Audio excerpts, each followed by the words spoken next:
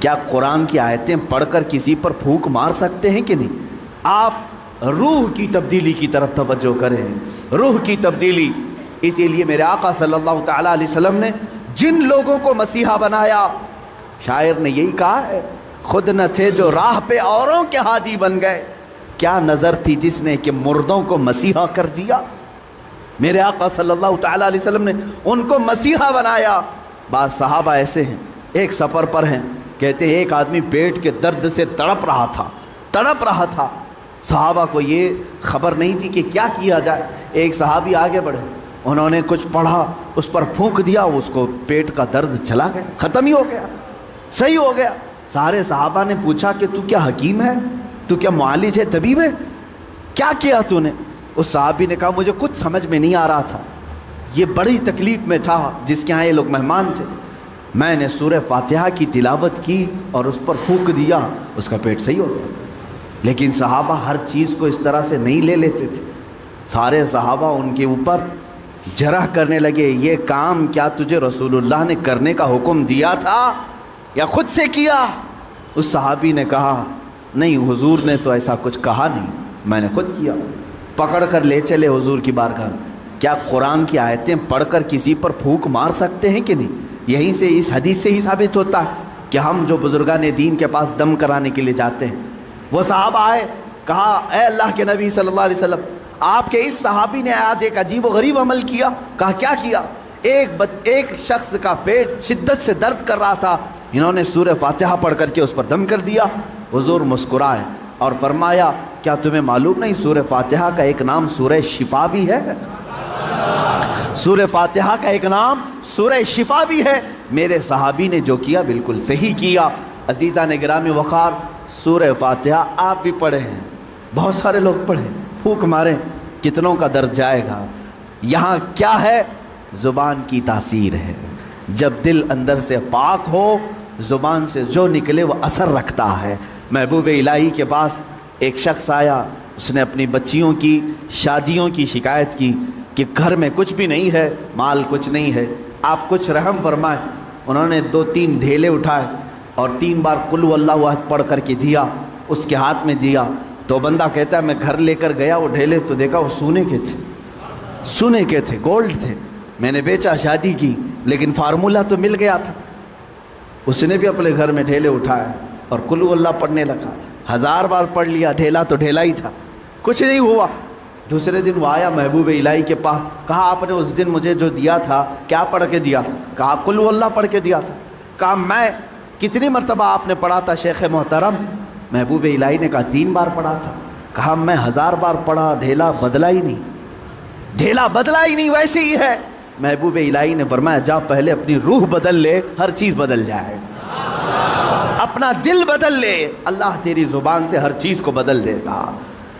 آپ کی تاثیر جو ختم ہوگی تو روح کے بدلنے سے، آپ نے اپنی روح کو اور اپنے قلب کو غلاظتوں میں اگر رکھا ہے تو زبان کی تاثیر ختم ہو جاتی۔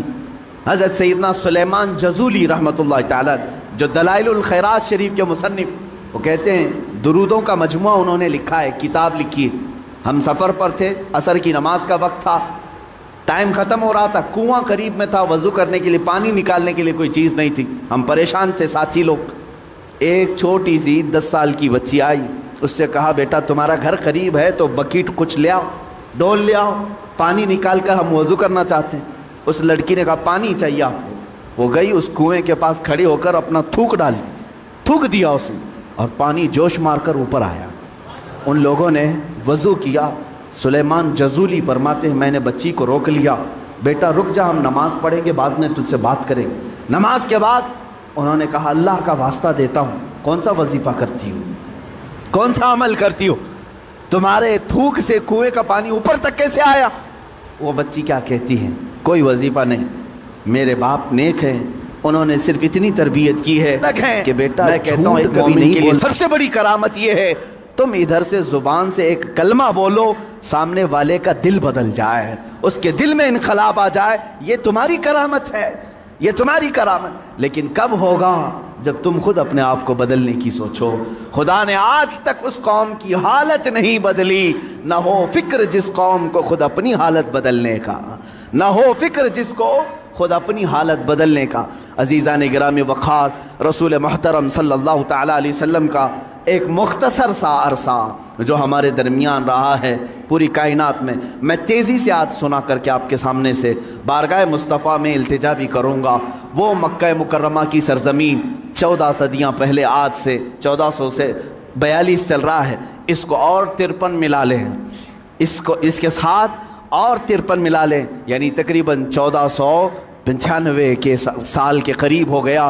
اس سے پہلے میرے آقا صلی اللہ تعالیٰ علیہ وسلم آج ہی کا دن تھا جو فرش گیتی پر تشریف لائے۔ وہ آمینہ کا در یتیم، وہ عبداللہ کا نور نظر، بارگاہ مصطفیٰ صلی اللہ تعالیٰ علیہ وسلم میں خراج عقیدت کے لیے میں بات کر رہا ہوں۔ وہ در یتیم جب گھر تشریف لایا تو ایسا گھر تھا کہ باپ پہلے سے نہیں ہے، ماں اکیلی ہیں، معاوضہ دینے کی طاقت نہیں رکھتی، دایا کے ہاتھ میں دے دیا حلیمہ سعدیہ کو یہ کہہ کر کے کہ 2 سال دودھ پلائے گی، اجرت کی تمنا مت رکھنا، میرے گھر میں مال کی بڑی شدت کی کمی ہے، اس بچے کا باپ نہیں، یہ یتیم بچہ ہے۔ حلیمہ سعدیہ لے گئیں، لیکن برکات پہ برکات انہوں نے دیکھا ہے۔ رسول پاک کو اپنے گود میں کھلایا۔ حلیمہ سعدیہ کہتی ہیں یہ عام بچہ نہیں تھا، ان کے آتے ہی بنو سعد کی ساری بکریوں کے تھن دودھ سے بھر چکے تھے، اور سارے بچے حضور پاک صلی اللہ تعالیٰ علیہ وسلم کو دیکھنے کے لیے آتے تھے، حتیٰ کہ حلیمہ سعدیہ کی بیٹی شیمہ کہتی ہیں، شیمہ کیا کہتی ہیں کہ ہمارے قبیلے میں، ہمارے محلے میں رواج تھا، رات کے وقت یا شام کے وقت ساری لڑکیاں جو ان کے عمر کی تھیں، شیمہ کے عمر کی تھیں، وہ کہتی ہیں اپنے اپنے چھوٹے بھائیوں کو جس کا بھائی ہوتا لے کر کے آتی تھیں، کمپٹیشن چلتا تھا۔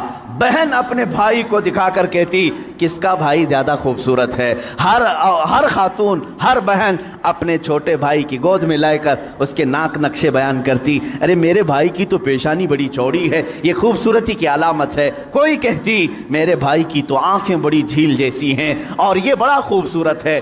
ہر خاتون، ہر بہن گود میں لیے ہوئے بچے کو اپنے بھائی پر فخر کرتی، اور حضرت شیمہ کہتی ہیں جب اس مجمع میں میں میرے بھائی محمد کو لے کر کے آتی، اللہ اللہ، وہ کہتی ہیں ساری میری سہیلیاں اٹھ کھڑی ہوتی، کہتی شیمہ تیرے بھائی کے ساتھ ہمارے بھائیوں کا مقابلہ نہیں، یہ ہمارا آپس کا مقابلہ ہے، یہ ہمارا آپس کا کمپٹیشن ہے، تو کبھی محمد کو ہمارے درمیان نہ لا، اس لیے کہ اس کے مقابل میں 14ویں کا چاند بھی شرما جاتا ہے۔ یہ بنو سعد کی خواتین کا کہنا ہے۔ حضرت شیمہ کہتی ہیں اس مقابل میں میں کبھی رسول پاک کو لے جاتی تو وہ ایکسیپٹ نہیں کرتی، کہتی کہ شیمہ تیرے بھائی کے ساتھ ہمارے بھائیوں کا مقابلہ نہیں۔ وَأَحْسَنُ مِنْكَ لَمْ تَرَ قَطُّ عَيْنِي وَأَجْمَلُ مِنْكَ لَمْ تَلِدِ النِّسَاءُ، یا رسول اللہ آپ سے زیادہ حسین میری آنکھوں نے دیکھا نہیں، آپ سے زیادہ جمیل کسی ماں نے جنا نہیں۔ وہ 2 سال کی عمر پاک میں حلیمہ سعدیہ دوڑتی ہوئی واپس مکہ لے آئیں اور حضرت آمنہ سے کہا میں نے 2 سال کا عرصہ آپ سے مانگا تھا، لیکن 6 مہینے اور بڑھا کر کے دے دو، اجرت بھی نہیں چاہیے، معاوضہ بھی نہیں چاہیے۔ لیکن حضرت بی بی آمنہ نے اپنے پاس اپنے صاحبزادے کو رکھ لیا۔ 2 سال کے عرصے میں گھر میں کتنے افراد ہیں؟ کون ہیں؟ باپ نہیں ہے، دادا ہے عبد المطلب، وہ بھی بڑھاپے کو پہنچے ہوئے ہیں۔ رسول پاک صلی اللہ تعالیٰ علیہ وسلم اپنے دادا کی سرپرستی میں ہیں۔ 6 سال کی عمر میں اپنی ماں کے ساتھ ننیحال کا سفر کیا، مدینہ کا سفر کیا۔ اس وقت جو یثرب تھا وہ حضور کا ننیحال بھی ہے، نانی کا گھر ہے۔ حضرت آمنہ کے ساتھ گئے 6 سال کی عمر میں، جب حضرت عبداللہ کی ایک کنیز ام ایمن ساتھ میں ہے، کوئی نہیں، 3 لوگوں کا یہ قافلہ پیدل مکہ سے مدینہ گیا ہے، مدینہ سے واپسی ہو رہی ہے۔ مقام ابوا میں بی بی آمنہ بیمار ہوئیں۔ بی بی آمنہ سلام اللہ علیہا اتنی شدت سے بیمار ہوئیں کہ وہ چل پھر نہیں سکتی تھی، اسی راستے میں وہ رہ گئیں، اور اس کے بعد اپنے نور نظر کو قریب بلایا اور کہا اے محمد میری آخری سانسیں ہیں۔ 6 سال کی عمر پاک میں رسول پاک صلی اللہ علیہ وسلم نے اپنی ماں کی آنکھیں بند کیں اور ان کی روح قبض انصری سے پرواز کی۔ وہ 6 سال کی عمر میں اپنی مقدس ماں کا جسم مبارکہ اٹھاتے ہیں، قبر میں دفن بھی کرتے ہیں۔ اور اپنے والد کی کنیز کے ساتھ واپس مکہ آتے ہیں۔ اب کون تھا اس محمد عربی کے ساتھ؟ نہ باپ ہے نہ ماں ہے، وہ در یتیم، پوری کائنات کے یتیموں کا آقا بنا ہے، پورے یتیموں کا ماوا و ملجا بنا ہے، لیکن اللہ نے اسے در یتیم پیدا کیا۔ جب 8 سال کی عمر ہوئی دادا کا بھی انتقال ہو گیا، عبد المطلب بھی دنیا سے چلے گئے۔ اب کون تھا سوائے ایک چچا کے، ابو طالب کے؟ اب کوئی نہیں تھا، آپ کی سرپرستی میں رہے۔ جہاں تک بات آتی ہے ابو طالب کی، میں کہوں گا بڑے ادب کے ساتھ، اے لوگوں اس اختلافی مسئلے میں کبھی بھی تیر مارنے کی کوشش نہ کرنا۔ بعض لوگ ابو طالب کے کفر کے متعلق اصرار کرتے ہیں کہ وہ کافر تھے، بعض لوگ ایمان کے متعلق، لیکن جو حقیقت ہے وہ اللہ کے حوالے کرو، اللہ کے حوالے کرو۔ رسول پاک صلی اللہ تعالیٰ علیہ وسلم کو انہوں نے جان سے زیادہ تربیت کی ہے، یہاں تک کہ مکہ والوں سے انہوں نے کہا تھا، جب رسول پاک نے اعلان نبوت کیا تھا، ابو جہل، عتبہ، شیبہ سب نے آ کر کہا ابو طالب اگر یہ تیری نگرانی میں نہ رہے تو ہم اس کا کچھ سے کچھ کر دیں، تو محمد ہمارے حوالے کر دے۔ جانتے ہو ابو طالب، مجھے بڑی تکلیف ہوتی ہے جب سرے سے کوئی آدمی ان کو بالکل کافر مشرک گردانے، میں کہتا ہوں کف لسان تو کرو، زبان کو روک تو لو، جو معاملہ ہوگا قیامت کے دن دیکھا جائے گا۔ حضور کے چچا ہیں لیکن عشق کی بات تو دیکھیں، وہ مکہ والوں سے کیا کہتے ہیں؟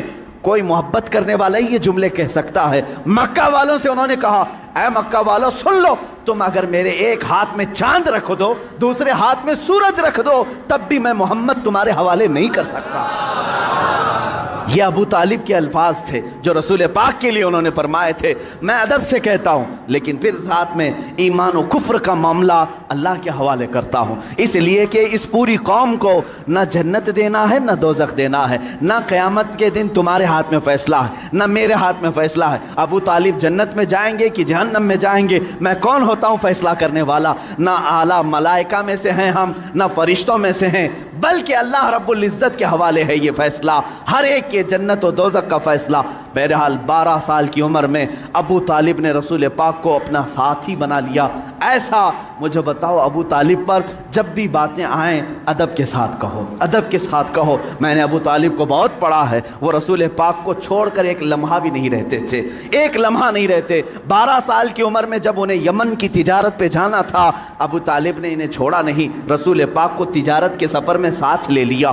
بیچ راستے میں ایک جگہ پڑا ہوا، وہاں ایک راہب تھا، عیسائی راہب، اور اس نے دیکھا، چہرے پاک کو دیکھ کر اپنی کتابوں میں پڑھی ہوئے ساری علامتیں دیکھ لیا، اس نے مہمان بنا لیا۔ ابو طالب سے پوچھا تم کہاں سے آ رہے ہو، کون سا خاندان ہے؟ جب انہوں نے بتایا تو وہ راہب کہتا ہے، بحیرہ راہب، اے ابو طالب میری بات سنتے ہو تو سن لو، جو تمہارے ساتھ بچہ تمہارا بھتیجا ہے یہ اللہ کا سب سے آخری رسول ہوگا، یہ سب سے آخری رسول ہوگا۔ تم جا رہے ہو شام یا یمن، وہاں یہودی اس کے جانی دشمن ہوں گے، وہ بچے کو مار ڈالیں گے، قتل کریں گے، لہٰذا تم اپنی تجارت کا سامان یہیں بیچ دو اور واپس مکہ لے جاؤ۔ ابو طالب نے صرف رسول پاک کی جان کی حفاظت کے لیے پورا تجارت کا قافلہ وہاں بیچ دیا، واپس مکہ تشریف لائے۔ ابو طالب نے 25 سال کی عمر تک رسول پاک کی ایسی تربیت کرتے رہے۔ میرے آقا صلی اللہ تعالیٰ علیہ وسلم کی پرورش میں انہوں نے کوئی فر و گزاش نہیں کیا، کچھ نہیں چھوڑا۔ جب آپ کی عمر 25 سال کی ہوئی، میرے آقا کی شادی کی عمر ہے، یہ شادی کی عمر ہے، رسول پاک کو سامنے سے پیغام آیا بی بی خدیجۃ الکبریٰ کا، جو مکہ کی طاہرہ تھیں۔ لوگ کہتے ہوں گے مالدار سے شادی کیا، بلکہ آپ کو یہ معلوم نہیں، پورے مکہ میں حضرت خدیجہ کا ایک لقب مشہور تھا، طاہرہ ان کو کہا جاتا تھا۔ حضور کے پاس جب ان کا پیغام نکاح آیا، آپ نے ایکسیپٹ کیا۔ آپ سوچیں 25 سال کی عمر میں 40 سال کی خاتون سے نکاح کرنے والا صرف عورتوں کا دلدادہ نہیں ہو سکتا، وہ بھی بیوہ عورت، 2 شوہر ان کے ہو چکے تھے، اس سے پہلے انتقال کر چکے تھے، تیسرے شوہر میرے آقا ہیں۔ رسول پاک صلی اللہ تعالیٰ علیہ وسلم کی شادی ہو رہی ہے، شادی کا جو خطبہ نکاح ہے کوئی اور نہیں، ابو طالب ہی پڑھ رہے ہیں۔ ابو طالب نے خطبہ پڑھا، خطبے کے الفاظ بھی دیکھیں، کہیں ایک شرک نہیں، کہیں ایک کفر نہیں، بلکہ اللہ کی حمد و ثنا ہے، رب ذوالجلال کی تعریف و توصیف ہے۔ اس کے بعد رسول پاک کی تعریف بھی اس خطبے میں موجود ہے، وہ خطبہ آج بھی موجود ہے، کتابوں میں لکھا ہوا ہے۔ ابو طالب نے جو رسول پاک کے نکاح میں خطبہ پڑھا تھا، کوئی اور نہیں پڑھا، چچا نے خطبہ پڑھا، اور اس کے بعد محمد